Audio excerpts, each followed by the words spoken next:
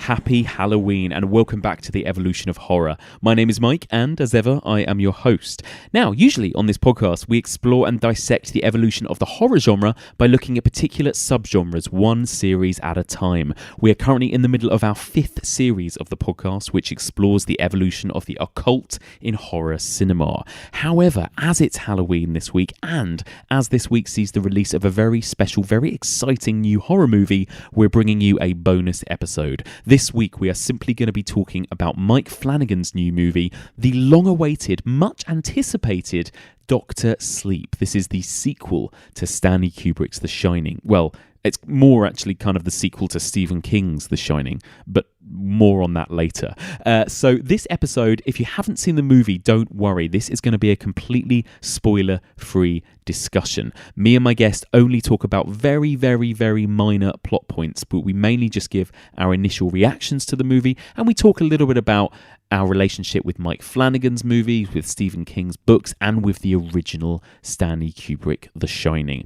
However, if you want to hear me and my guest talk about the whole film in spoilerific detail, you can hear that discussion over on Patreon. So the second half of the discussion, the spoilerific half of the discussion, will be available for Patreon subscribers. Simply go over to patreon.com/evolution of horror, and that's where you can hear me and my guest Michael discuss the movie in nitty-gritty detail. So, you're going to hear our spoiler-free review of the movie a little bit later on in this episode, but first of all, you're going to hear some of my interview with the director of Dr. Sleep, Mike Flanagan, and the producer, Trevor Macy. Now, Mike Flanagan, I'm sure most of you listening to this podcast do know about Mike Flanagan, but he's become basically a kind of legend in the horror genre over the last few years. Last year, he, of course, directed the incredible, impeccable Haunting of Hill House TV series. He also directed some just wonderful horror movies from recent years, such as Gerald's Game, Ouija, Origin of Evil, Oculus, Absentia, and Hush. What a guy. I sat down and chatted to him about what it was like to direct a sequel to a Stanley Kubrick movie. So here is my chat with the brilliant Trevor Macy and Mike Flanagan. Midnight were the stars and you. Midnight. Guys, first of all, congratulations on such a brilliant film. How is it that you managed to, obviously the Stephen King text and the Stanley Kubrick film, the original, are so different. How did you manage to successfully, which you did, make a sequel to both? I hope we were successful. I still don't know that I'm not going to feel like we were until it's out there with the audience. But I'm starting to relax finally. As far as how, I don't know. It was a million little tiny decisions and this agonizing sense of pressure, kind of day to day for the last several years. I think the philosophy we had though was, if we could protect the characters and the emotional arc that King had established for us, while always feeling like we were celebrating Stanley Kubrick's incredible cinematic vision and the legacy that has, how that's burned its way into kind of the consciousness of the world, how it changed the genre. If we were always focused on those two things, then hopefully we'd come out of it okay. But that's a subject of robust debates every day. Every set, with every cut, with, so there's every a lot. Every scene of the script. It's hard. You eat an elephant one bite at a time. And was it a lot of pressure having Stephen King himself kind of looming over this? Because, of course, he wasn't a big fan, famously, of the original, right? So he has not been shy about his feelings about the original. But luckily, he's also been very specific about what he didn't like and why. So, that gives us a roadmap as well. Things to avoid, are very clear in the way he talks about The Shining. He was not really looming, though. Like, Stephen King has an enormous amount of power as far as approvals, and a lot of that comes directly from what happened with The Shining. But once he's decided to let a project go forward, he very intentionally backs off. He wants it to be your movie. He says the book is its own thing, the movie is yours. I don't want to influence how you make the movie. That said, he will be very loud if he doesn't like it. That's what I think The Shining proves. So the anxiety comes not from him being over your shoulder. It comes from him not being there and knowing that when this is all done, you have to show it to him. Yeah. And then he's not going to censor his thoughts. And I think the two most nerve-wracking moments for us were when we hit send on the screenplay to get that to him, because we would not have made the film if he did not sign off on the script, which already had a huge amount of stuff that I thought would be sensitive for him. And then we brought the movie to him and watched the finished film with him. And that was the second most nerve-wracking part of it. While that was happening, the Stanley Kubrick estate was watching the film here. Wow. And bizarrely, and kind of thankfully, Stephen King loved the movie and the Kubrick estate loved the movie. Incredible. And so that to me is kind of like we can at least sleep again. Yeah. Amazing. Mike, what's your relationship and history with the original The Shining? I mean, obviously you're a fan. What's your kind of memories of first watching it? Well, I saw it, I believe I was in 5th grade. I was too young to see it. It traumatized me. I had never seen a film like it. I still have never seen a film like it. And it traumatized me so much, in fact, that I thought all horror movies must be like this. So I didn't want to watch anymore. And I said, this movie is so upsetting. It had burrowed into my head so profoundly that I said, I'm not going to watch horror movies. I'm going to read instead, because that'll be less scary. I'll be able to control that experience. And I was completely wrong about that. Reading it was much worse. And that's one of the things that kind of pushed me into being a King fan. But I saw the movie, a decade before I read the book. And when I did read the novel, it was incredible to me how little I knew about The Shining. That the movie, by then I'd seen it multiple times, and that cement had dried for me. It's like, that is The Shining. And then I read the book, and I was like, this is a whole different animal. And I loved them both. I was amazed at how different they were. And as fans of, as a Stephen King fanatic my whole life, and as a student of cinema who idolized Stanley Kubrick, there was always this kind of painful tug of war when it came to The Shining. There was always this sense of, God, I wish that the King and the Kubrick of it all could be just a little bit reconciled, could be brought back together, to the point that when they made the miniseries, and I would get in a lot of trouble with fans by saying, like, well, actually the Shining miniseries is a much better adaptation of the novel than the Kubrick film. I'm not saying it's a better film. I'm just saying, as an adaptation, it's a much more faithful representation of the story. The arguments that sentence which I thought was just an objective, I'm just talking about the degree of faithfulness to which it approached the material, the passionate arguments that would inspire, that was amazing to me. And that hope that somewhere there was a world where these two things could be brought closer together was always with me. I just think if you had told me that we would ever be in a position to be responsible for that, I would have just thrown up and hid behind something. Yeah, because they are two entirely separate things, aren't they? They both work in their own right. But what is it? I mean, there's something about The Shining. It terrified me as a child too, and it's like you don't even know why. It's images of carpet patterns and wallpaper that are somehow frightening. And actually, you, Mike, I think also conjure that up in some of your films. I think there are images in Gerald's Game and Haunting of Hill House that terrify me, and I don't even know why. And I just wanted, how is it? Is that a kind of... Is that something you think through, or is it just something, is it like a feeling, when you conjure up these sort of terrifying images in your movies, how do you sort of achieve that? I think, and this is a lesson I learned early from Kubrick, it's so much about what you don't show. And, the image that stuck with me when I saw The Shining for the first time was the Grady twins in the hallway. Yeah, me too. What makes that so scary as I watch it more and more, excuse me, and as I got older, it's not the time where you turn the corner and that they're there.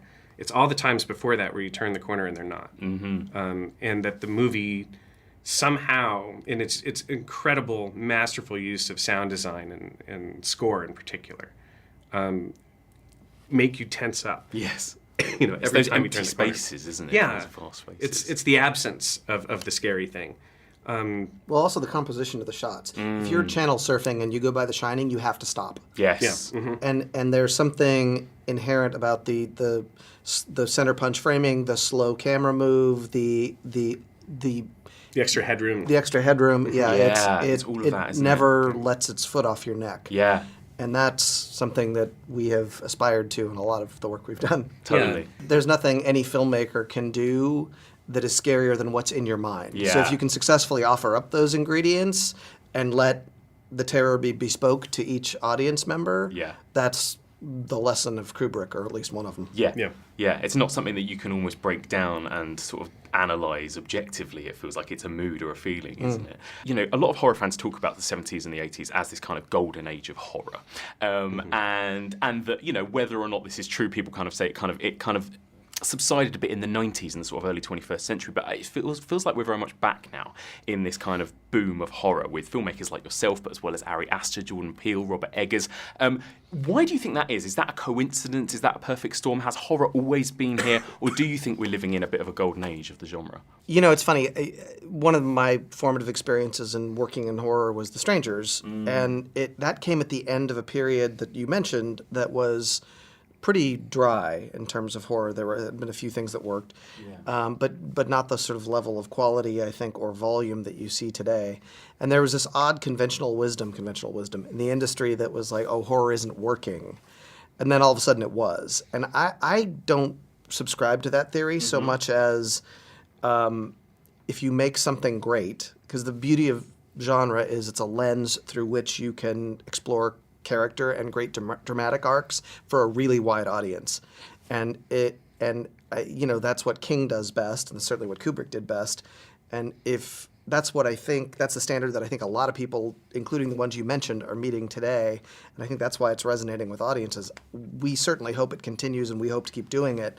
But I think it's just there's a lot of good stuff right now, and rising tide lifts all boats, because successful horror breeds an audience that wants more successful horror. And I think there are kind of two really profound new things that came in to kind of create this renaissance in a way.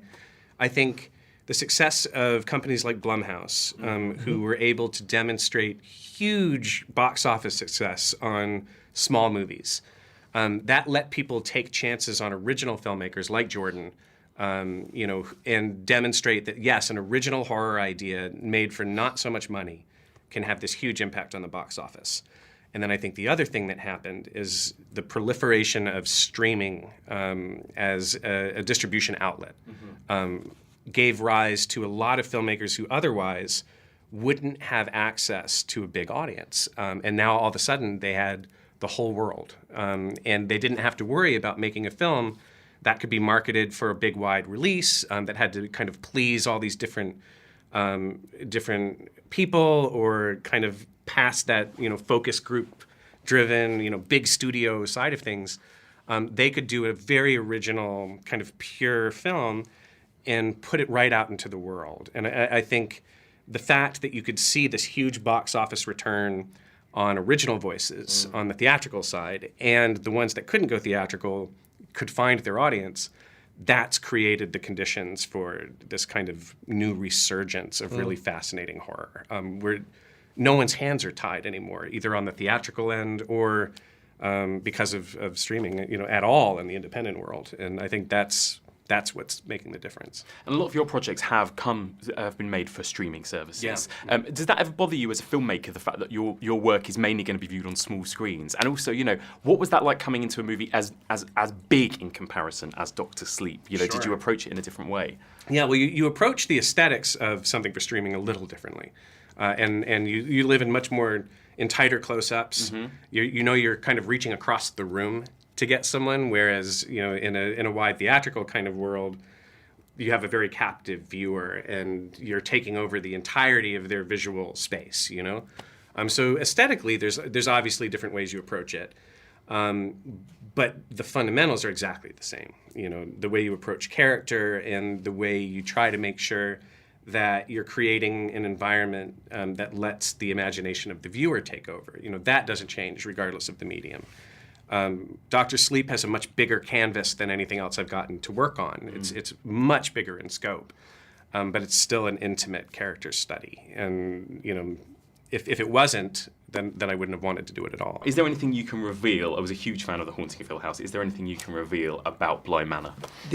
Not much, other than to say, we hope to have the same reverence for Henry James that we had for Shirley Jackson, and we look forward to that getting out in the universe as well. It's going quite well. We're shooting now. So exciting. We've got Halloween coming up, guys. What is your kind of Halloween movie of choice to watch at this time of year? I mean, I always come back to The Thing or The Changeling. The Changeling. Yeah. Big time. That is a scary movie. For whatever reason lately, I've really had an appetite to watch Session 9. That movie scares me to death. Yeah. And It's the talk about sound Kubrickian design. sound design. Yeah. Yes. And about kind of how it activates your own imagination. That movie is amazing for that. Fantastic. And final question for you guys then. I'll ask everyone, what is your favourite horror movie and why? Wow, that's an impossible question. There's so many, but all time, I can't even limit it to a top 5 all time. It's hard. I mean, the idea that fear is inseparable from childhood. So I'm going to go with the first one that I remember, which was The Changeling, the George C. Scott version, which I saw in my friend's basement, and it still scares the shit out of me. Yeah. And depending on what you consider a horror film, the one I've seen the most and the one I go back to the most is Jaws. Which scared me to death as a kid. And a lot of people kind of argue that isn't a horror film, right? But Right. do you see it as a horror film? I do, but in the sense that it's deeply frightening, and that it's about kind of this mysterious predatory force that can kill you. Then it is a horror film, but it's the best kind in that it isn't only a horror film. It's an adventure. It's an incredible example of 3 dynamic characters kind of carrying a story. But that as a sentimental favorite, for me, I've probably seen that movie 200 times, and I'll see it 200 more, I hope. Guys, thank you so much for joining Thank you us. so much.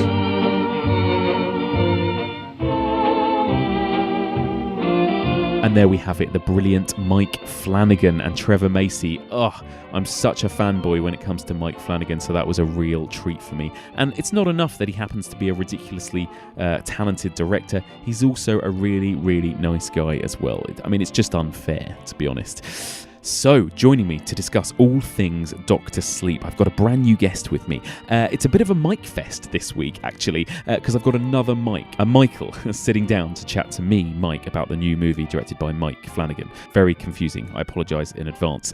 He's a brand new guest. I'm very excited to have him here. He is the host of the Little White Lies podcast, Truth and Movies. He's also the co-host of the wonderful Ghibliotheque podcast, and he also happens to be my boss. Well, kind of. He's the commissioner of BBC's Inside Cinema. It is my great pleasure to welcome to the podcast Michael Leader. Hello, Michael. Hello, Mike. Hello. This is very exciting. This is very exciting. It's such an honour, and as well being on the podcast in Halloween week. I know, Halloween week. At the time we're recording this, it's 2 days before Halloween. You can feel that spookiness in the air. Right There's now. a chill out there. There is a chill. So just for people out there, now you do a couple of podcasts actually. Tell us a little bit about yourself and what you do. Right. Okay. So many hats that I'm wearing at once, taking them off Swapping hats. one by one. So podcast-wise, I host a podcast called Ghibliotheque, which is all about Studio Ghibli films, which is Japanese animation studio. They made Spirited Away, My Never Totoro, Princess Mononoke, etc.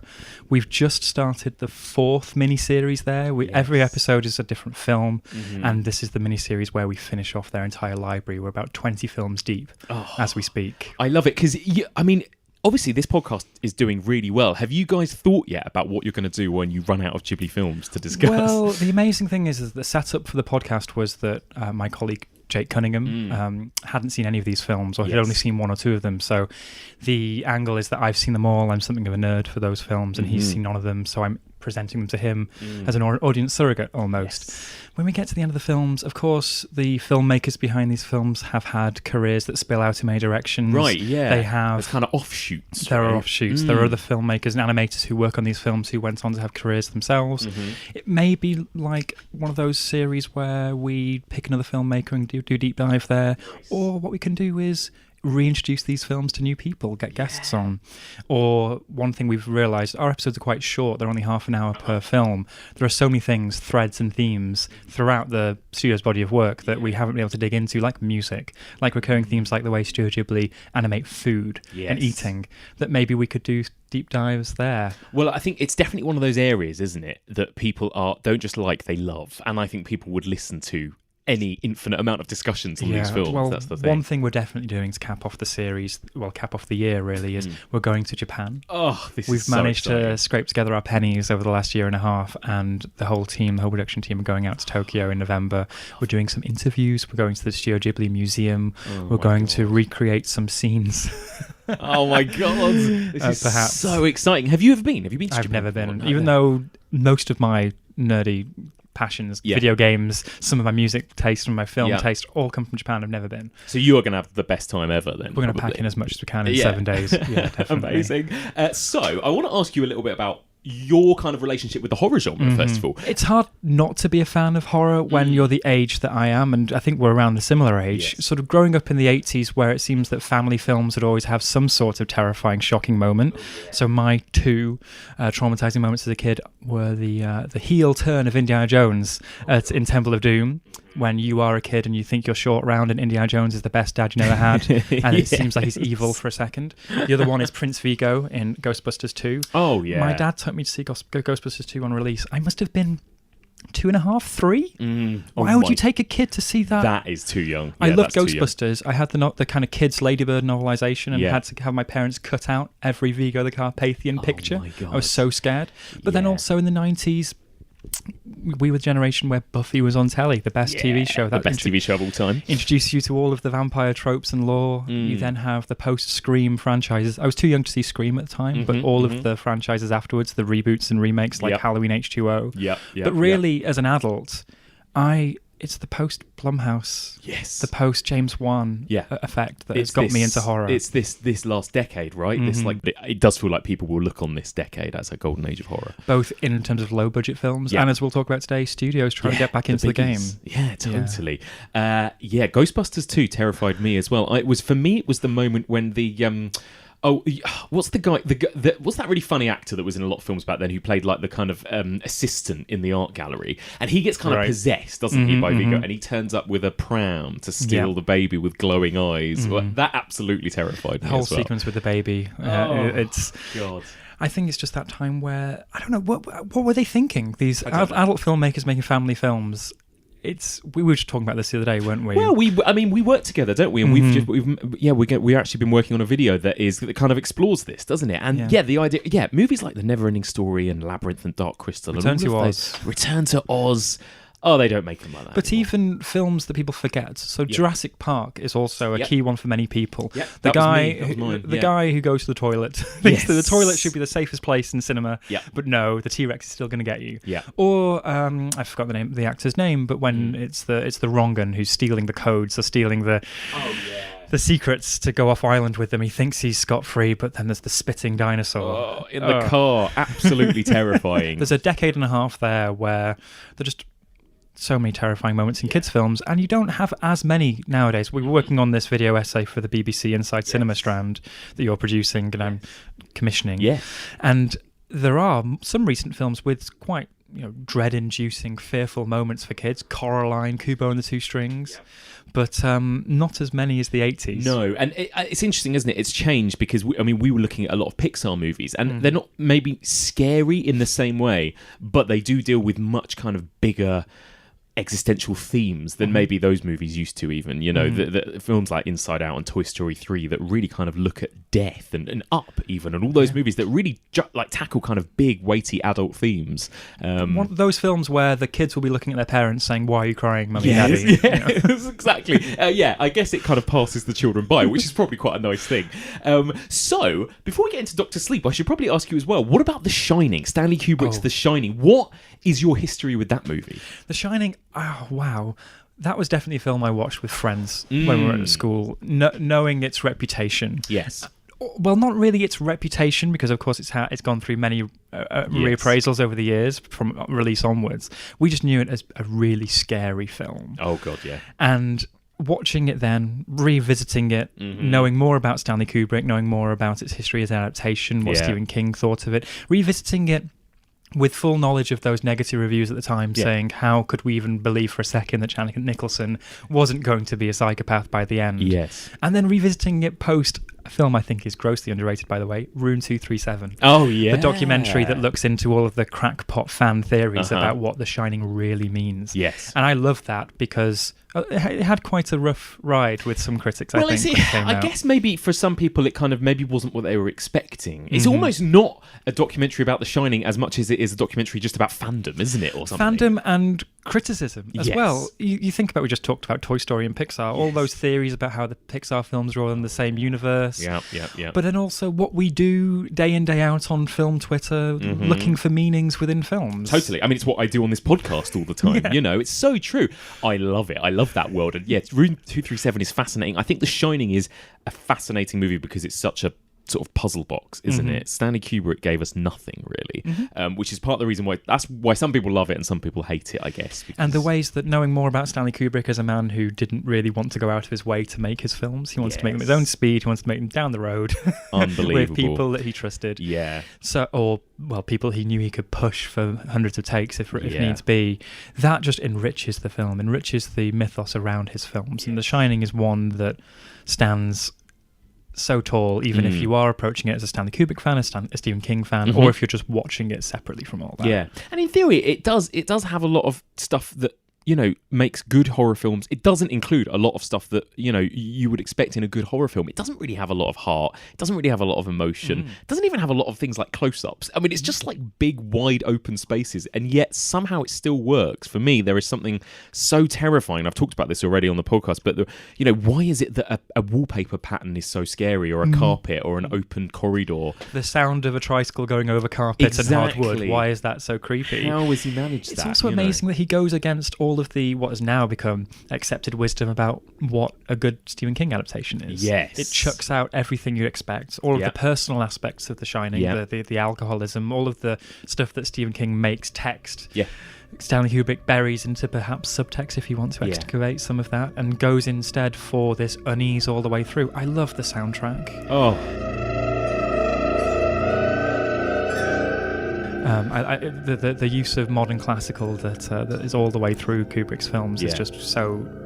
It's used to just terrifying extent. It really is. There is something about Kubrick, even when he's not dabbling in horror, there's something I find very unnerving about all of his movies, from Dr. Strangelove to Clockwork Orange to Full Metal Jacket. Eyes Wide Shut is basically a horror film, right? And I don't know why, but it's something about the way he frames things, the way he scores things. It is always terrifying, and you don't even know why. Did you say it's your favourite horror film?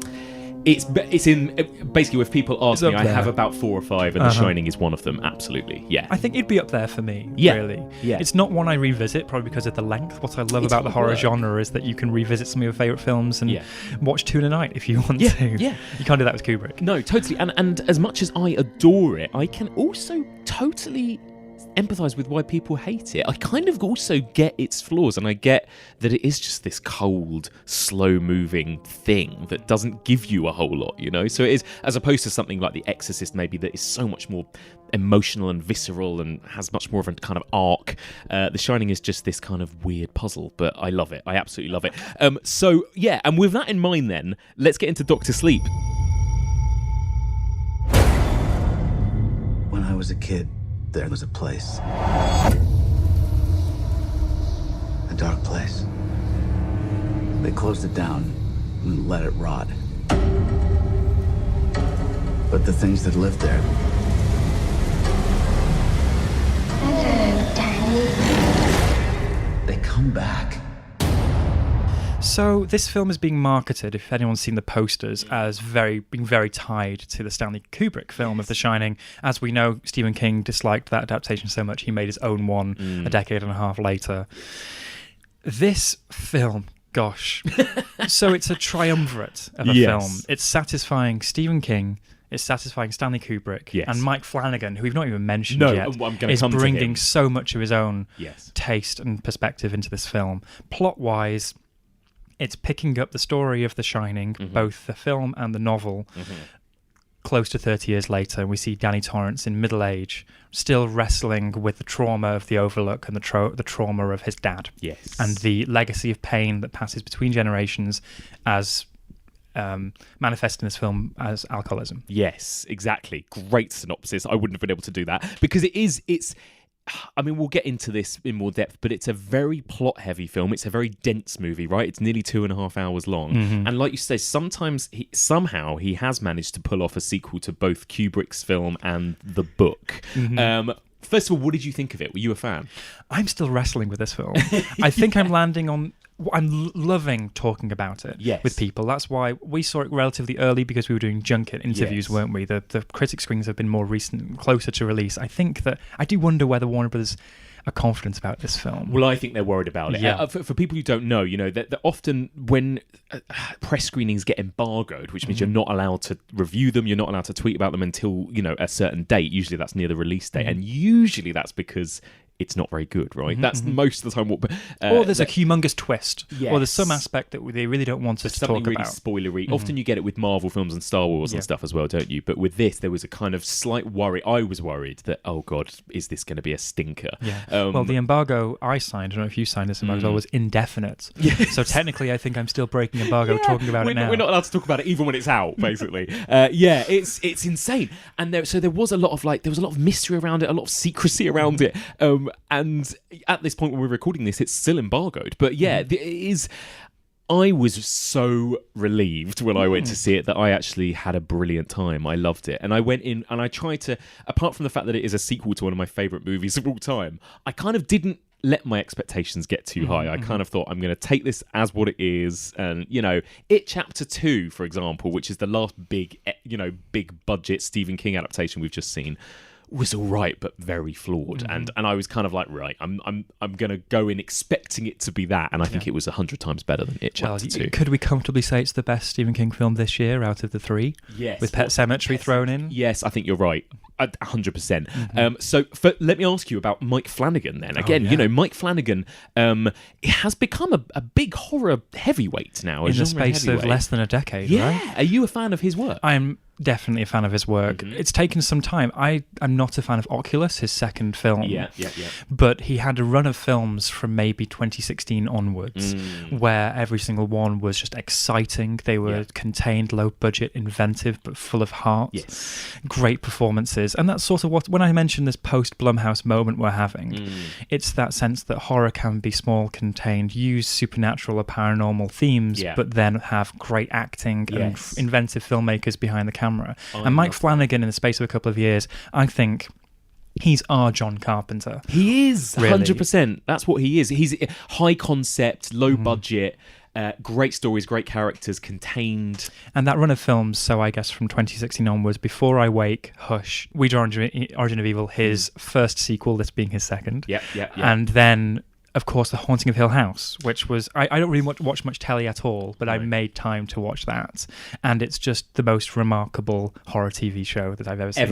Ever made. It was breathtaking. It is, we're all going to talk about, I'm sure, by the end of this year, what's been your favourite film of the decade, or what's been my favourite horror film of the decade in the case of this podcast. And if I was allowed to include TV, Haunting of Hill House is my favourite thing I've seen all decade. Like, it's my favourite horror property. And across those films, you just see this ambition. Yes. So Hush is an almost completely silent horror film, home invasion movie. You have Gerald's Game, which is mostly contained to one space, like 127 hours.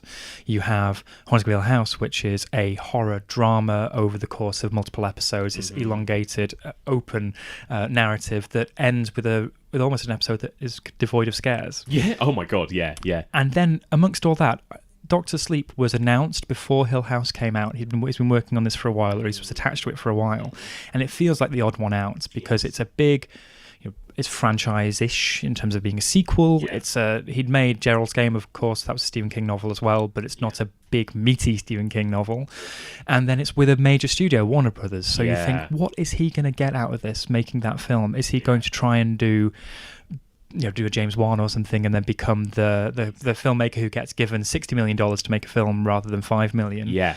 And it's all there on the screen. It's a big budget, ambitious, sprawling Mike Flanagan film. Yeah, you're right, and like you said, this is bigger than anything he'd done before. Another reason I was slightly concerned because we're so used to him doing these kind of almost chamber piece type movies, right? Netflix, designed for the small screen. And this is something I spoke to him about. That suddenly he was having to think like Stanley Kubrick. You're having to think big and cinematic, and but he pulled it off. He pulled it off, and I think like I said, Stanley Kubrick was one of those people that managed to scare me on a subconscious level somehow. And Mike Flanagan is one of the few directors that still does that to me. There are images in Gerald's Game of people stood in the corner of rooms, or images in Haunting of Hill House, again with like people in the background of frames or whatever, that really kind of got me to my core. Haunting of Hill House, I watched.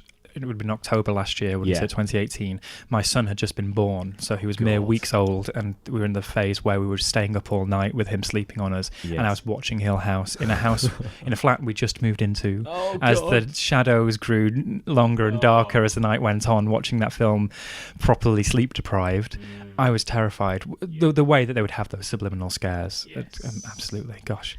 But we should say that Gerald's Game also has, I think, one of the best gore moments. Oh, well, that's it.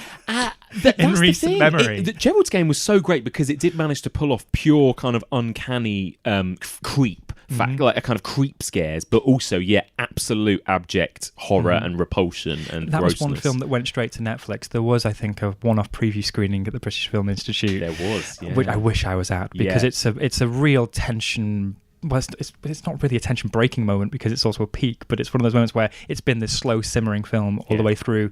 Of course, the character is chained to a bed and you're trying to think, how can she get out? And she finally tries her method, and it's a horrifying moment. It is. I watched it with Rihanna, who's been on this podcast a bunch of times. She was so scared to the point where she was angry at the film. Like, she hated the film because she was like, why the fuck are we watching this? I can't handle this anymore, And just when you think, the tension is going to subside, it hits you with that kind of body horror. Almost unbearable. It's wonderful. I loved it. It is, and it does seem to be as well that Mike Flanagan and Stephen King somehow seem to be perfect for each other.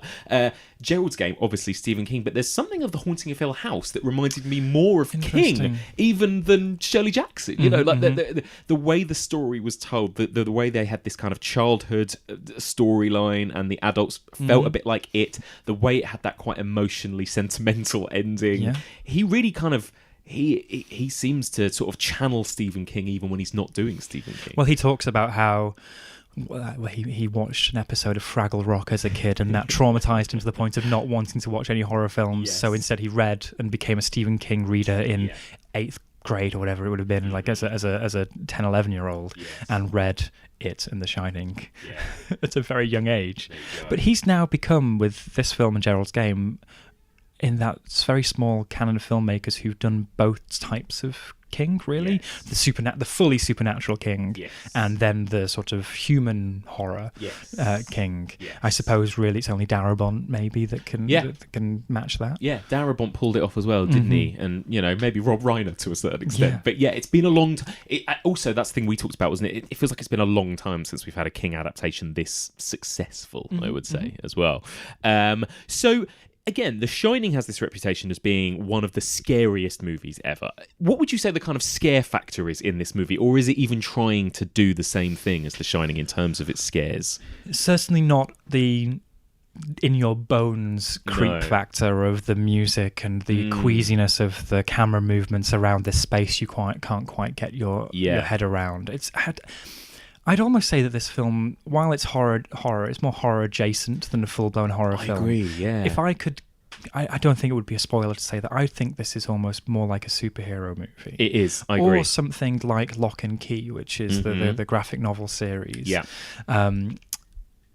It's supernatural, it has horror themes, but it's much more of a sprawling, how would you call it, heightened character piece? Action film? Almost fantasy, right? It is, it is. Superhero is a great way to describe it. What I didn't expect was come almost immediately within the first 45 minutes of this film, you realise you're in the world, you're in the world of a Stephen King that would write Firestarter. Exactly. Rather than the Stephen King that would write something like The Shining. Yes. It's much more about special powers and the lore around those powers. Yeah.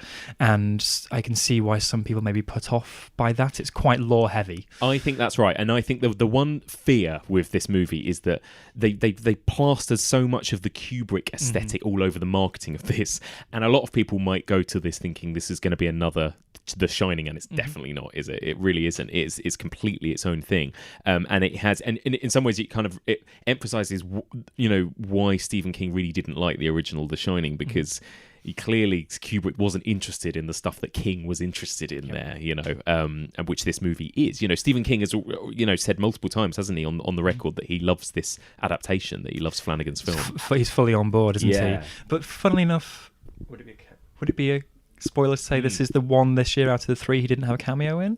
Oh, no. He's I in don't Pet think Sematary and It Chapter 2, You're isn't he? right, and he doesn't, or does he? Maybe we missed it. Maybe we missed I it. wouldn't There be in the background surprised if he somewhere. popped up. Yeah, definitely. This is what I find fascinating about this film, is that the films that came to mind watching it would be almost like the Catherine Bigelow film Near Dark. Yes. There's this. We've not talked about the second plot strand, which is definitely there in the book. This is not a spoiler, but there is a new generation of children who have got The Shining. Yes. And almost like George Lucas in the prequel Star Wars films, Stephen King is interested in really digging deep into what The Shining is. Yes, and exactly.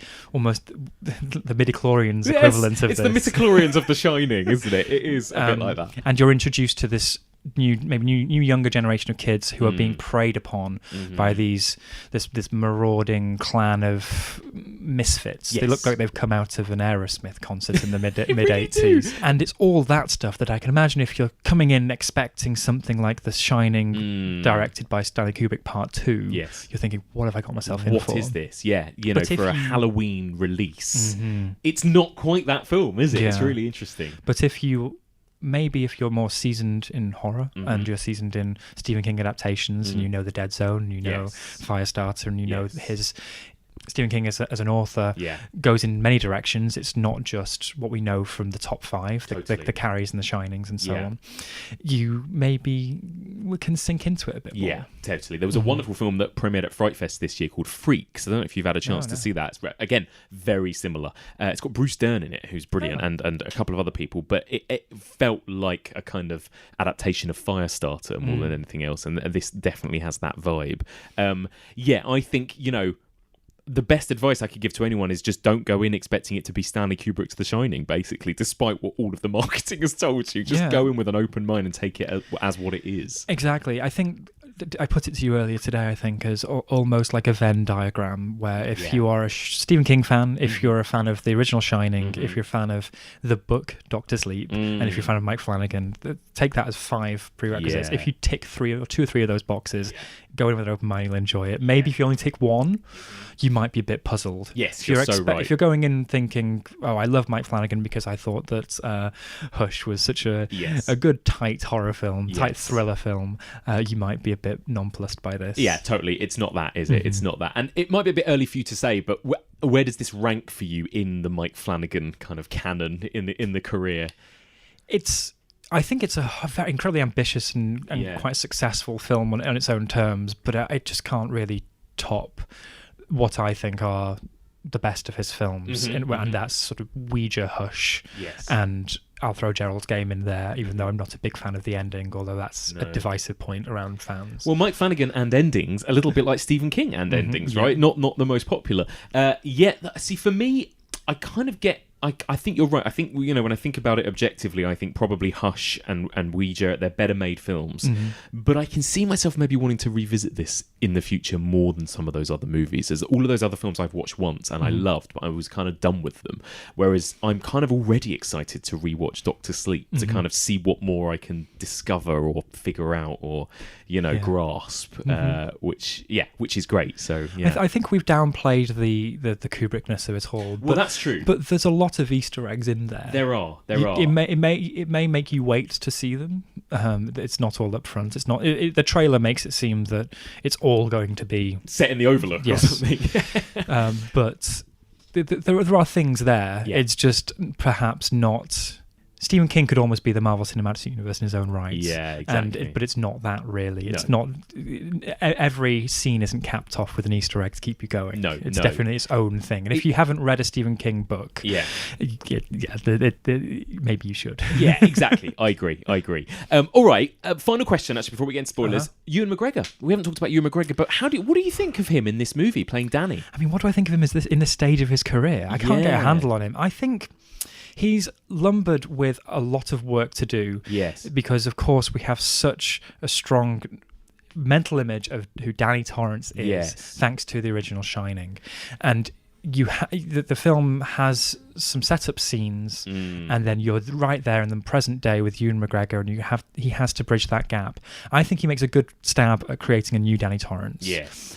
And this Danny Torrance that satisfies both Stephen King and Stanley Kubrick. Yeah. But coming out of this, and it's interesting because Mike Flanagan's always been a good character director. He has. And a good performance director. Of course, he works with many people time and again, including his wife. Yes. Ewan McGregor doesn't come out of this making me think this is one of his 5 best performances. No. But then again, I don't. It almost does that Blade Runner type thing of actually Danny Torrance isn't necessarily the hero. He's not necessarily the protagonist of this film. He's not really, and actually he's a difficult character because in the original film, there isn't much to Danny. As much as he is this iconic character in this iconic film, he just kind of wanders around, doesn't he? And he's quite emotionless, and he's quite compared to Shelley Duvall and Jack Nicholson, who really crank it up to 11. There's not a lot to work with, I suppose, if you're playing the adult version of that child in that film. So, yeah, he kind of did have to start again from scratch in some ways, I think. But yeah, I think you're right. He's not the most interesting character in the film, not the most interesting performance in the film. I would say Rebecca Ferguson, for me, was the standout. I'd say that it's Kylie Curran, who's the young actress playing Abra, who's the younger character with The Shining. I think she's fantastic. She's brilliant. She great. Makes a great impression Yes. in this. I hadn't seen her in anything before. I don't know if she has quite an extensive career before or after this lined up. But Ewan McGregor, he's an interesting actor. He has starred in some of the best films of the last 30 years, has given some of the most committed performances in bad films of the last 30 years. I can't wait to see what he does when he picks up the lightsaber as Obi-Wan again. Oh, God. Eventually, because he's one of the few things I'd save from the prequels, the Star Wars prequels. He's so good in the films he's made with Danny Boyle, Incredible. Shallow Grave and Trainspotting in particular. And then even when he branched out into stuff like Moulin Rouge and stuff as well, I mean, he's had a great career in some regards. But then where is he now? So I haven't seen Fargo. I'm not a big TV viewer really, so I can't really comment on that. Apparently he's very good in that, but I feel like he's been a bit replaced, although I am being very generalising here, but I feel like he's been replaced by James McAvoy a bit. They're definitely vying for the same roles, aren't they? I think he's kind of the new Ewan McGregor a bit, but I'm a big fan of Ewan. I'm up for seeing him back in film He's someone roles. who's always welcome on screen. I wonder if that's maybe our age. I'd love to know what somebody who didn't grow up with him in all those films in the 90s and 2000s thinks of him now. Yeah, you're right. Like an 18-year-old now who maybe only thinks of him as a person who pops up in slightly ropey films. Yeah. What was the Winnie the Pooh sequel? Oh God, yeah, Christopher Robin. Yeah, because he was this very, he was a pretty daring actor, pretty brave actor when he did things like Trainspotting and some of that other stuff in the 90s. He's the actor I've most seen naked, I think. Yes, totally. Yeah, it's not a big showy offy role for him. But it was good to see him back, and I think he carried it well. Amazing. Well, Michael, thank you so much for joining me. It's been so much fun. It's been a pleasure, Mike. Thank you. One question I've got to ask you, which I ask all my new guests: what is your favourite horror movie?